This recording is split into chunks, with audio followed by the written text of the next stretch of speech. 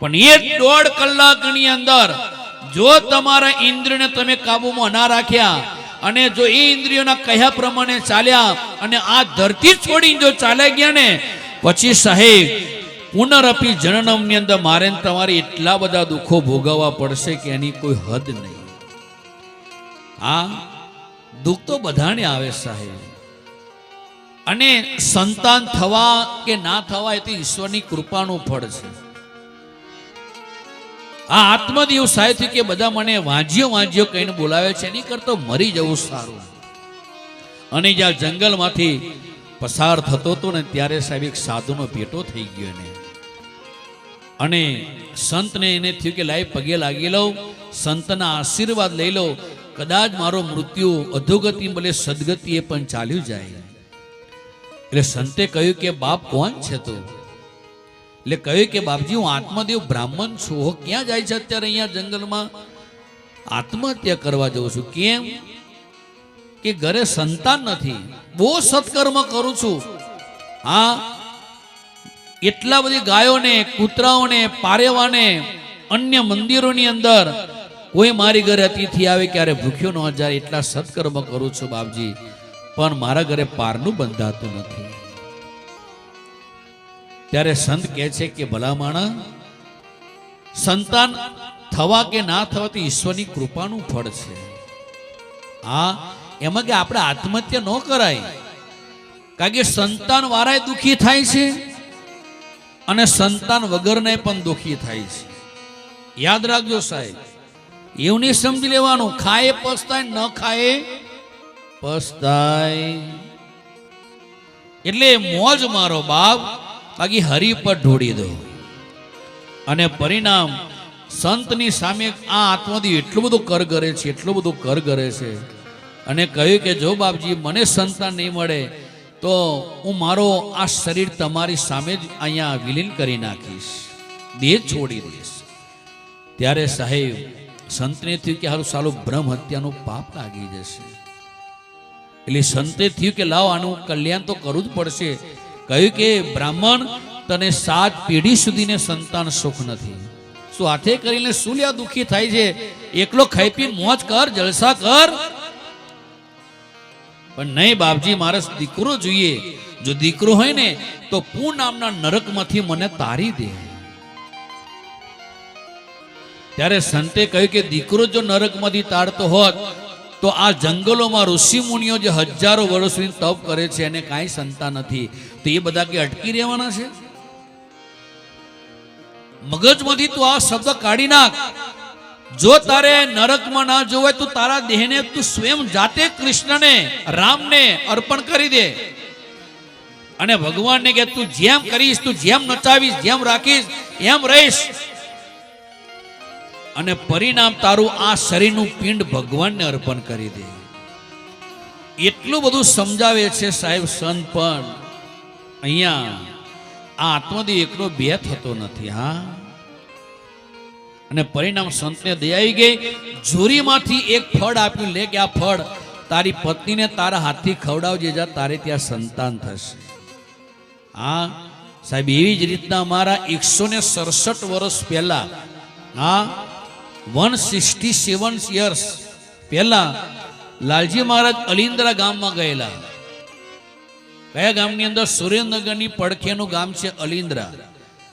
અને એ અલિન્દ્રા ગામની અંદર લાલજી મહારાજે, તમે જોવા જાઓ, એ ગગજી રાઠોડના પરિવારને એવો આશીર્વાદ આપ્યો કે જા ગગજી, આજે મેં તારી પર આટલી બધી કૃપા કરી છે, તો આજે એક વિશેષ કૃપા તારી પર હું કરી દઉં છું કે તારો વંશ ક્યારે નિર્વંશ નહીં થાય છે.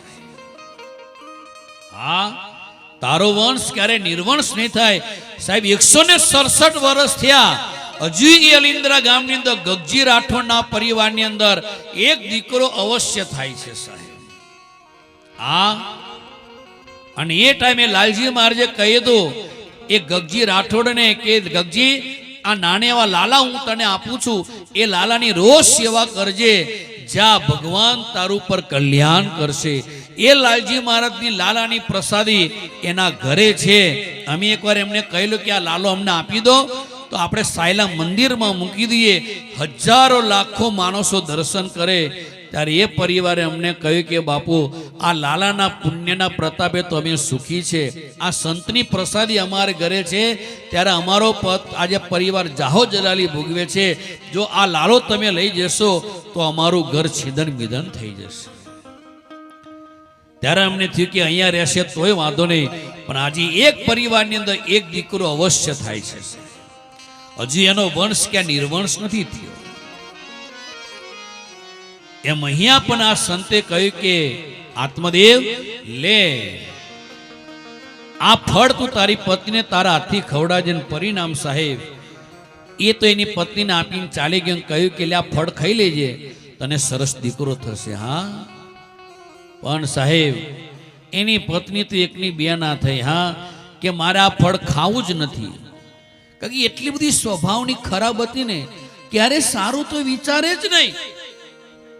સાહેબ ભાગવતમાં તો એવી બધી વાતો કરી છે, જો એ બધી વાતો કરવા જાવ ને તો વ્યાસપીઠની મર્યાદા પણ તૂટી જાય.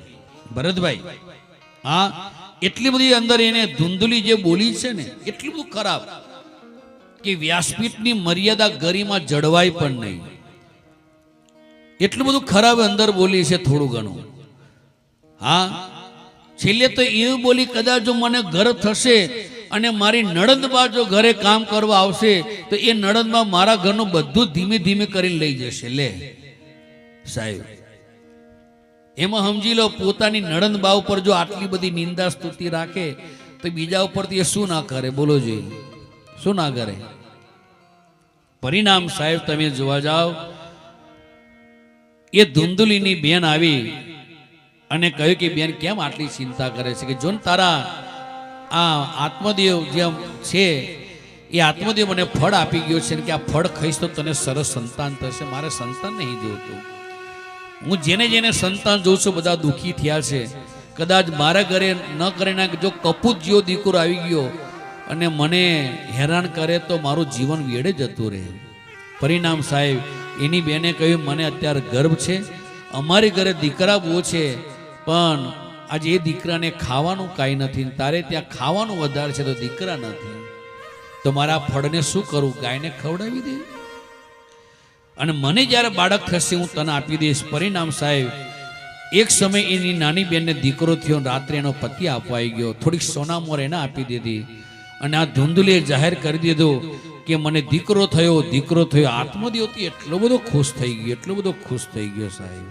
હા, પણ હાથમાં જ્યારે બાળક લીધું ને ત્યારે એને થયું કે આ તાજું જન્મેલું બાળક તો નથી લાગતું. આટલું બધું તાજું જન્મેલું, આટલું રૂપાળું રૂસપુષ્ટ ન જોય, પણ ઘરે બાળક થયું એટલે એટલો બધો હરખમાં બધું જ ભૂલી ગયો. પરિણામ સાહેબ બીજા દિવસે ગાયના ઉદરમાંથી પણ એક બાળકનો જન્મ થયો અને કાન ગાય જેવા હતા પણ આખું શરીર સાહેબ માણસનું હતું. બંને જણા દિવસે દિવસે મોટા થાય છે. ગૌકર્ણ પંડિતો જ્ઞાની ધુંધુકારી મહાખલ. આ ગૌકર્ણ પંડિત બન્યો, જ્ઞાની બન્યો, ધુંધુકારી એટલો બધો દોષ કે સ્વયં એને પોતાના મા બાપને માર્યા. અને જ્યારે બાપની લાત મારીને ત્યારે ઓલા સંતની વાત યાદ આવી કે સંતે કહ્યું હતું કે તારા નસીબમાં સંતાન સુખ નથી.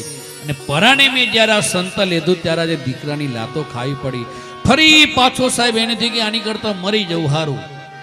સાહેબ છાસો મારા મરવાની બીકો બહુ આપે. મરી જવું, લે મરી જવું, એટલે આ વારંવાર મરી જવું એટલે